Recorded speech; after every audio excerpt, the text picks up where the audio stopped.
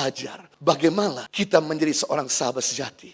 Dan bagaimana kita mendapatkan seorang sahabat sejati. Yang pertama, ciri-ciri sahabat sejati menaruh kasih setiap waktu.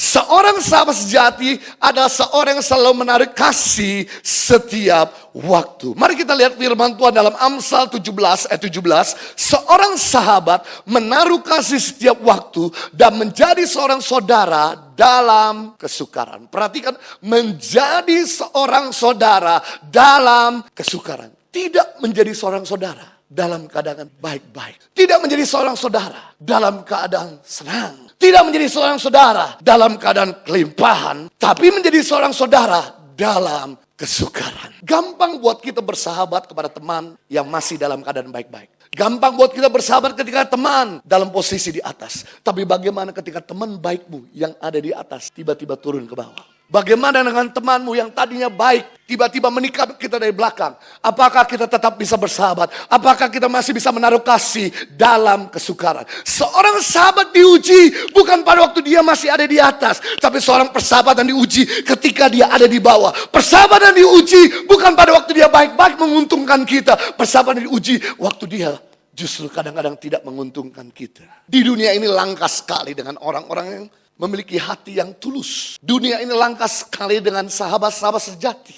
Saya teringat sejak dari dulu, memang sulit, memang langka kita bisa mendapatkan seorang sahabat yang sejati. Lukas pasal yang ke-15 ayat 11 sampai 32 diceritakan di mana ada seorang anak bungsu yang datang sama ayahnya, meminta-minta warisan, memohon, merengek-rengek, nangis-nangis, guling-guling di lantai.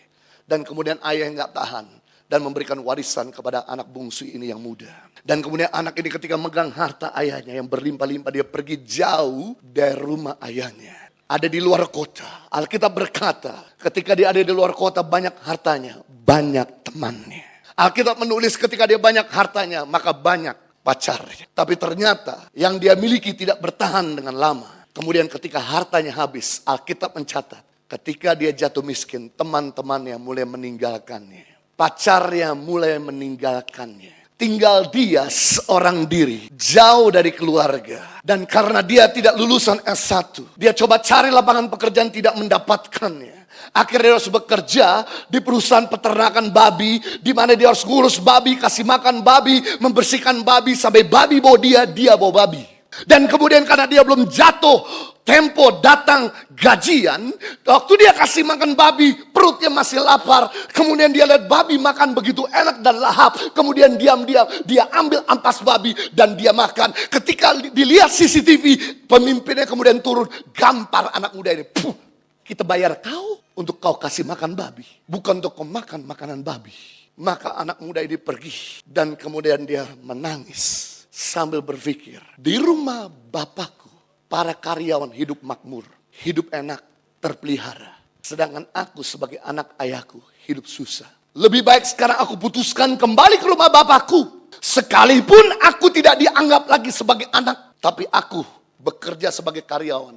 Hidupku jauh lebih layak daripada di tempat ini. Ketika anak ini datang kembali ke rumah ayahnya, dalam keadaan compang-camping, bau, kemudian tidak mandi berhari-hari. Kemudian ayahnya lihat dari jauh sambil kucek-kucek mata dan berkata, "Jojo kah?" Kemudian anaknya berkata, "Papa." Kemudian ayah langsung lempar cangkir yang ada di tangannya, langsung lari. Dan kemudian memeluk anaknya sambil mencium, "Buat apa kau?" Tapi kemudian ayah berkata, "Aku bersuka cita kau telah kembali." Digantikan dengan jubah yang baru, sepatu yang baru, dan diberikan makanan minum. Kita bisa melihat dari cerita ini, sebetulnya sahabat sejati tidak didapatkan di luar rumah. Tapi sahabat sejati kita bisa dapatkan di dalam rumah. Teman sejati sebenarnya kita nggak pernah dapatkan di luar, tapi teman sejati justru kita dapatkan di dalam rumah kita. Itu sebabnya dalam cerita ini kita harus memberi nilai tambah kepada orang yang ada dalam rumah kita daripada orang yang ada di luar rumah. Saya kasih tahu sama saudara, kalau you sakit, 1-2 hari temanmu bisa tolong. 1-2 minggu sahabatmu masih bisa tolong. 1-2 bulan teman baikmu bisa nolong. 1-2 tahun mungkin orang yang kenalmu bisa tolong. Tapi 5 tahun belum tentu teman baikmu bisa terus tolong. Perhatikanlah mereka semua yang ada di kursi roda, di rumah sakit, jalan-jalan. Yang dorong kursi roda bukan temannya. Yang dorong kursi roda adalah keluarganya. Perhatikanlah mereka yang stroke. Perhatikanlah mereka yang sakit. Vonis cancer. Yang nolong. Yang nemani 24 jam itu bukan temannya. Tapi keluarganya. Teman cuma datang bawa bingkisan. Bawa doa. Cekakak-cekiki sebentar. Kemudian pulang. Lalu yang nemani itu bukan teman. Tapi keluarganya. Itu sebabnya di sini penting. Waktu kita dalam keadaan bahagia. Waktu kita dalam keadaan diberkati. Waktu kita dalam keadaan sukses. Tolong jangan lupakan keluarga. Jangan sampai kita sukses meninggalkan keluarga. Begitu kita bangkrut baru kita kembali sama keluarga. Keluarga cuma dapat pahitnya aja. Manisnya lu bagi sama yang lain. Hal ini sedang menceritakan pada kita semua. Sahabat sejati tidak ada di luar. Tapi sahabat sejati sebenarnya ada di rumah kita sendiri.